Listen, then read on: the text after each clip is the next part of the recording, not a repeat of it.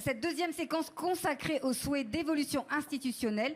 En effet, dans la perspective d'une éventuelle révision constitutionnelle, la délégation sénatoriale aux Outre-mer a auditionné la quasi-totalité des responsables des exécutifs sur les aspirations institutionnelles dans les Outre-mer.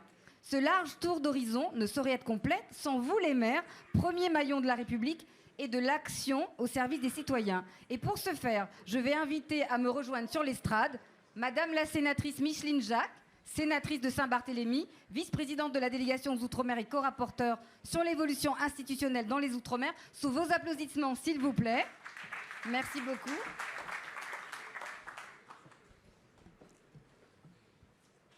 Messieurs les présidents de l'Association des maires, mesdames et messieurs les maires d'Outre-mer, mes chers collègues, la délégation sénatoriale aux Outre-mer a engagé depuis 2020 une réflexion sur l'opportunité d'une évolution institutionnelle des Outre-mer.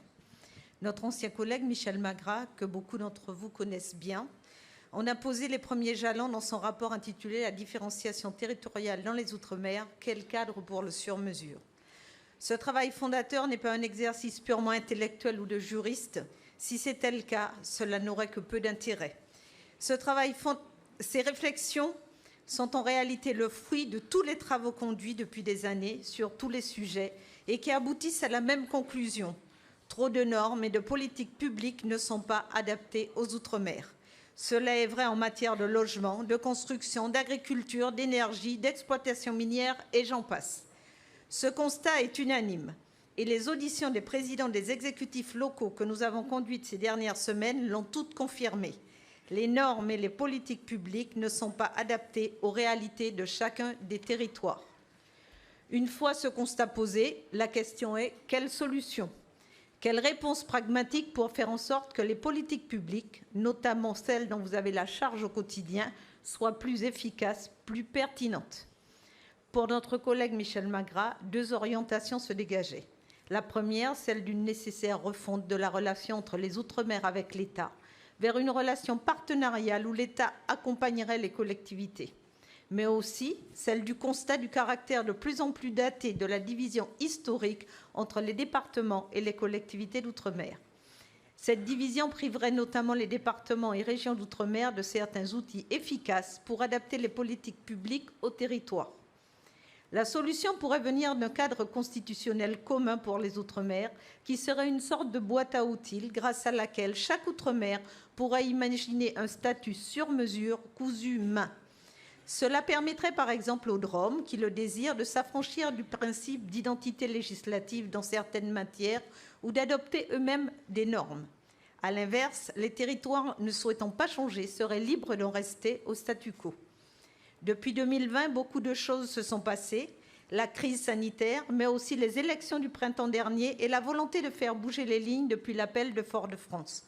La perspective d'une révision constitutionnelle pour la Nouvelle-Calédonie, enfin, qui ouvre une fenêtre d'opportunité pour une révision élargie aux Outre-mer.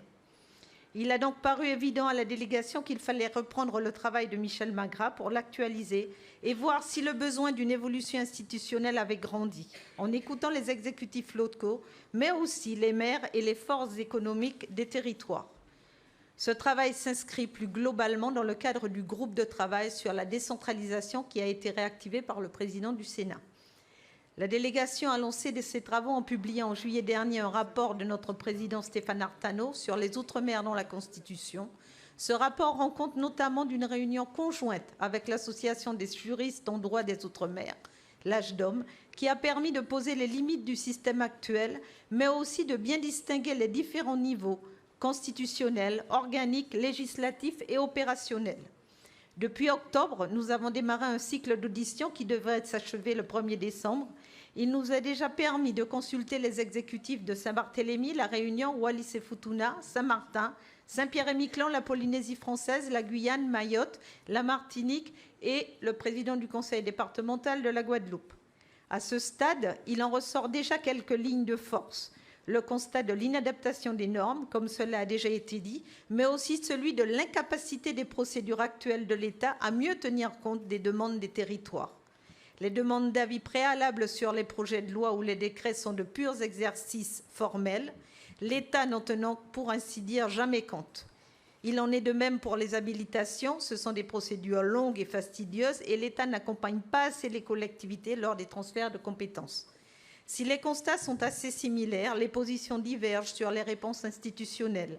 Certains territoires voudraient être mentionnés spécifiquement dans la Constitution, d'autres demandent des statuts sur mesure sur le modèle des collectivités d'outre-mer, d'autres encore souhaitent simplement des aménagements à certaines procédures pour les rendre plus efficaces.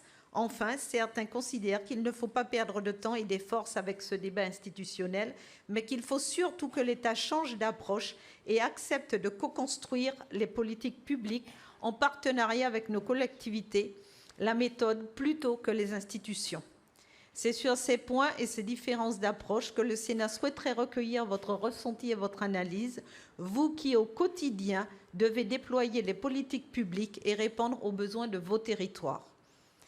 Je ne serai pas plus longue pour vous laisser le maximum de temps pour faire part de votre expérience, de votre ressenti, ainsi jusqu'au débat. Je vous remercie encore de votre participation nombreuse à cette rencontre.